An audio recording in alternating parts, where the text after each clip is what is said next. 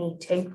So yeah, good morning, and thank you for joining me for today's webinar, The Beginner's Guide to Getting More Sales from Your Website. My name's Natalie and I'm Head of Marketing and Client Services here at MNA Digital. I've been working with local businesses for about 10 years now, and kind of mainly on web design. So today I'll be just sharing some few key pieces of advice that kind of come up and I always share with my clients. So yeah, let's get started. So today I'll be covering why a good website is important for your business, what makes a bad website, how you can audit your own and make those improvements, and then how you can also turn traffic to your website into leads. And a key part of that is sort of testimonials and how they help drive sales. At the end, we'll also be giving you all a free web design guide, and we'll also go through any questions that you might have. Just see there's someone in the chat here. Okay. So before we get started, I just wanted to tell you all a little bit about us. MNA Digital are basically a digital marketing agency based in Wolverhampton. We've been in business for about 15 years and specialise in web design, PPC, SEO and social media marketing. Our kind of key focus is helping businesses improve their online performance. As well as offering these free webinars, we also do offer free marketing audits for businesses.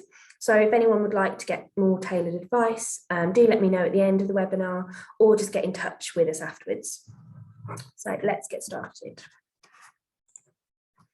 So why should you have a website for your business? So I guess the first point is kind of, there's a few key reasons here, but the one that stands out to me is that you really need one nowadays, especially in a post-COVID world.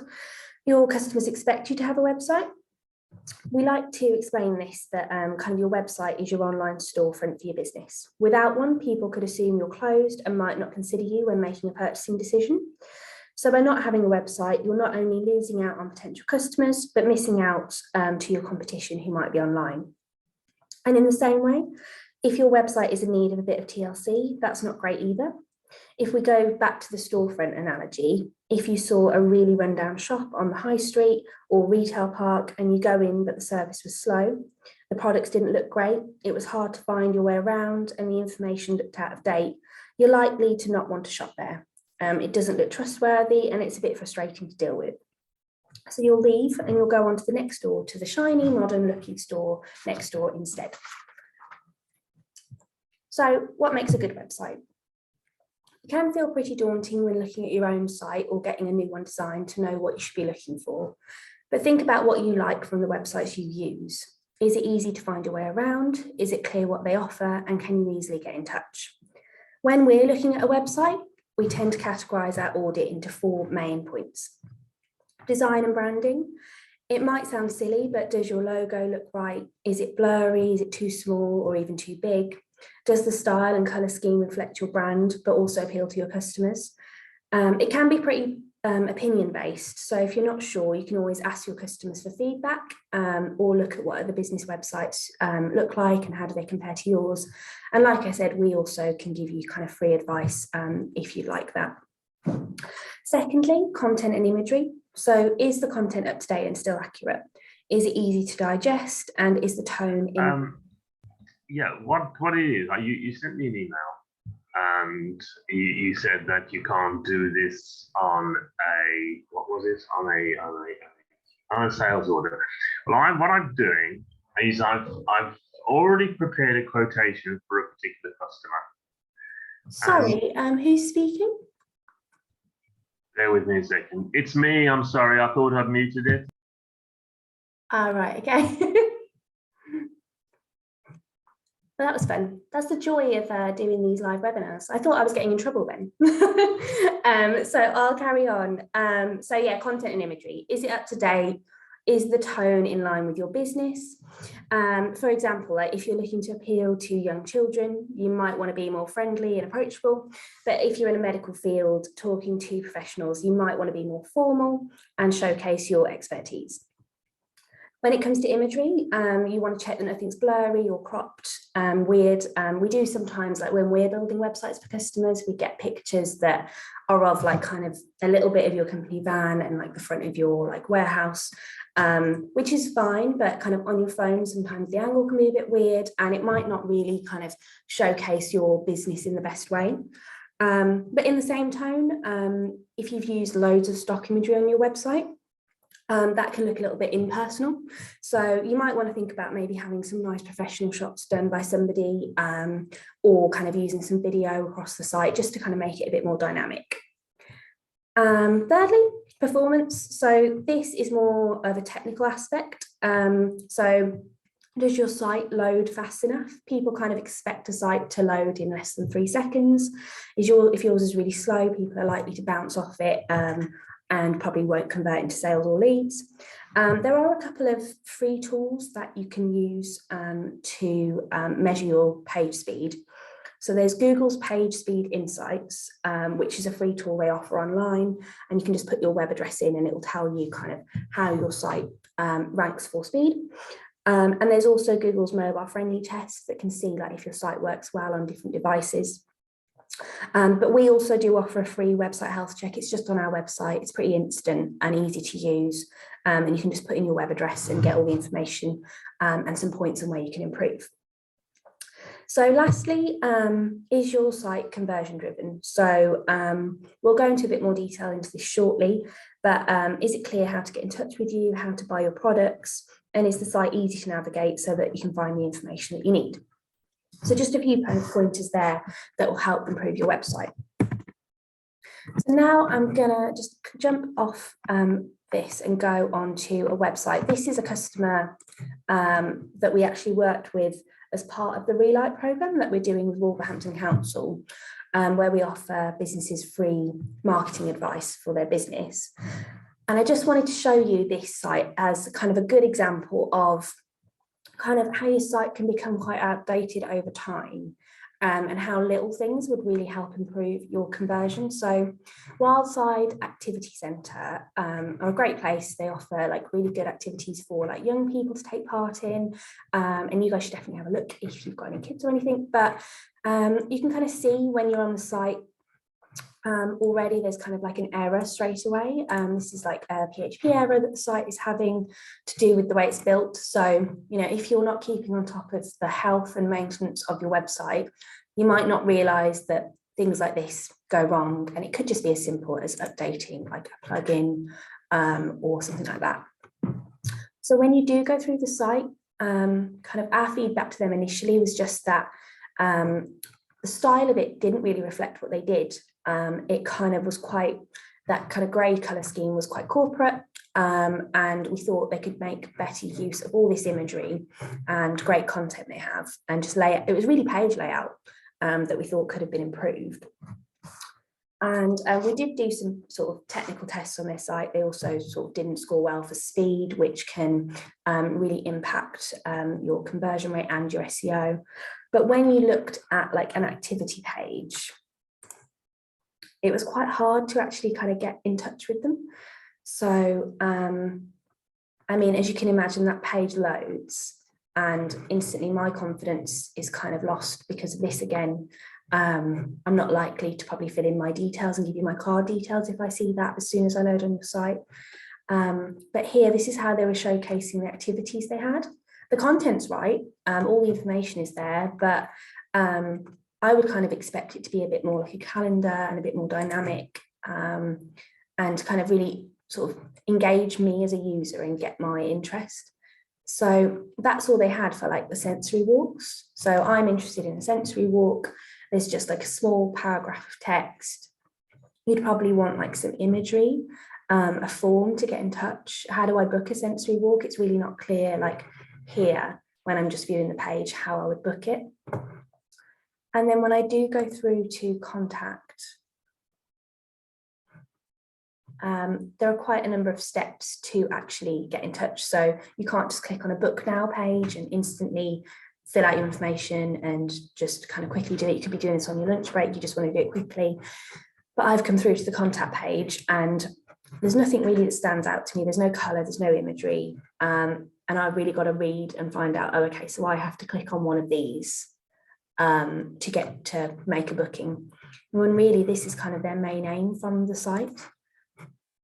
So when you do go through to a booking form, that is quite good. You know, you've got the form right there, you've got your information, but one thing that we try to advise is on a landing page like this, you don't want anything that would kind of distract a user to come off the page. So they've got their social feed here. I might be about to make a booking and then I see something really interesting on the side here and I click through and go to Facebook and then forget about my booking because I've kind of got really engaged with that and then don't come back. So yeah, just a couple of things there that we thought could help improve that booking process. And something I'll touch on a bit later as well is the idea of making use of reviews. I think on social and on Google, they had really good reviews from people who'd taken part in their activities, but they're not anywhere on the site. And again, booking something like this, I'd want to kind of see what other people thought. So let's go back to the presentation and start from the beginning, which is nice. So, okay, so when you're looking to review your website, let's just recap on some key things. You kind of want to think of your website like a car. You almost want to do like a regular service to check the health of your car, to make sure it's running well and that it's going to continue working for you. So look for all the things I mentioned before, that design, content, imagery, performance, but also just regularly have a look. Is there any outdated content? Is there anything missing? Are there typos or grammatical errors? Have they got any broken links throughout the site? So when you click on a button, does it take you to where you'd expect, or does it just not work? And then just sort of maintenance is making sure that your domain name is up to date and renewed, because we have had people in the past that have lost their domain because they weren't keeping on top of that. So yeah. So as we've kind of covered, your website is the foundation of your marketing efforts. Without a well-performing site, your marketing efforts are going to stall. So whether your marketing is mostly on social media, traditional advertising, paid search, or a mix of everything, really your goal is you want to turn that traffic into leads. And that's probably happening by people kind of clicking on your social media ad and going through to your website. And hopefully kind of with the audit we've done, your site works well and looks great. But how do we make sure that when they land on your site, you can convert them? So it'll depend what your exact objective is on what your kind of version of conversion is. It could be that you just want people to subscribe to your newsletter or to call you or to buy one of your products. But kind of the rules for conversion sort of stay the same. So really you want to have a look at that page layout and what information you have on the page. So only ask for the information that you need. Have really clear call to action buttons. We generally recommend they should be in like a contrasting color to the rest of your website as well, so that they stand out and catch the eye. You want to have strong content or copy on the page. So really showcase your features and benefits, why people should get in touch with you, why they should subscribe to the newsletter or buy your product. And make sure that that content also reflects the ad copy. So for example, if you're running a PPC ad and it says that you know, these shoes are available 2 for 1 or something like that, you want to make sure that on that page it doesn't say like 50% off or something. You know, you want to have that same offer information that's on your ad copy that's on the page. And the same with if you are doing print advertising that's really shouting about like a sale or an offer that you're doing, you want to make sure that you've got that information on your site as well, because I'm looking to find out more about your offer, but then when I go on your website I can't see anything. So you've made me think about sofas. I'm now probably just going to look at a competitor instead. As mentioned, you know, you should showcase reviews that you've had from customers, but also if you've got like any organizations or like organizational bodies or authorities or anything that you're part of, put those on to help build trust. Have a good layout, make sure the form's easy to view and access. And also imagery and video content. Video really works well on landing pages, like explainer videos and that kind of thing to help engage users and drive action.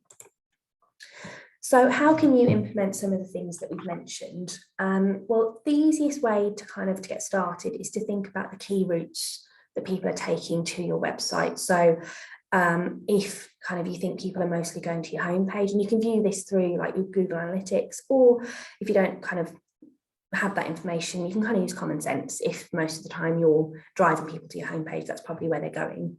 Is it built to retain people? Are there links off to the important information you want them to read? Is your offer or call to action really clear on there? You could even look at having like a live chat so that people can get in touch, and instantly then you get their contact details and email information, and you build a relationship with those people. If you are doing blog content, as nice as it is to have like a really updated blog that has great content, if there's no purpose to that other than people reading it and enjoying it, you probably want to start to add call to actions to your content, even if that's links out to other pages on the site. It's like an internal link building strategy that we do actually have a webinar on, so we'll share those details with you on how to do that. But you could push people to subscribe to your newsletter with a pop-up, or get them to download an ebook or something like that. And then if you do actually have landing pages, so they're pages that basically you're driving traffic to from a campaign or advertising that you're doing, you want to make sure that that page has all the things I mentioned earlier, that good layout, strong call to actions, good copy, and reviews to back up what you're saying. So I've talked a lot about reviews, so I thought I'd touch on that a little bit more. But they're a really great way to sell your products without having to do a heavy sales pitch. 90% of online buyers read reviews before they make a purchasing decision. So if you do already have a load of reviews that are on Facebook or on Google, or even just verbally, try and get those actually on your website, either as written content, or videos are great as well. You could also try case studies, and it basically does all the hard work for you. It helps establish credibility and just builds trust with people that are more likely to then get in touch with you. So if you haven't already got a strategy to get testimonials from your customers, we definitely encourage you to do so. And a couple of ways you can do that is just with online purchasing, you could just get an automated email that goes to them that asks them to leave a review, or you could get your sales guys, who are probably the people who have the best relationship with clients, to get them to leave a Google review or something like that after they've been working with you. So there was a lot to cover. There's a lot more to website conversion, but I just wanted to give you guys some top level advice and tips to get your website working better for you. We do have a free guide that goes into design best practices into a bit more detail.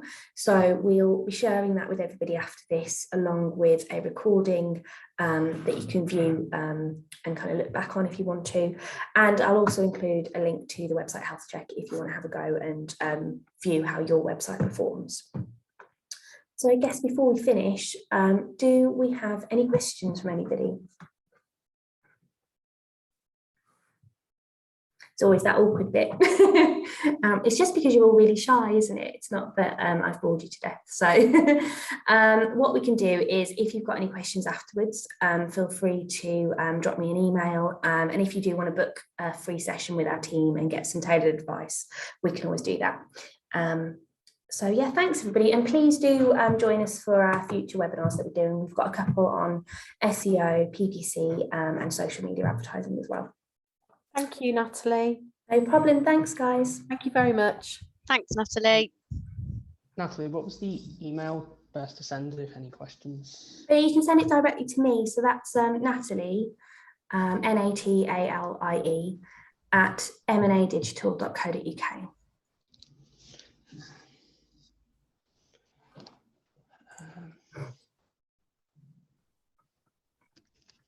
Thanks, Nat. Okay, great. All right, thanks everyone. Have a good day. Okay, bye-bye.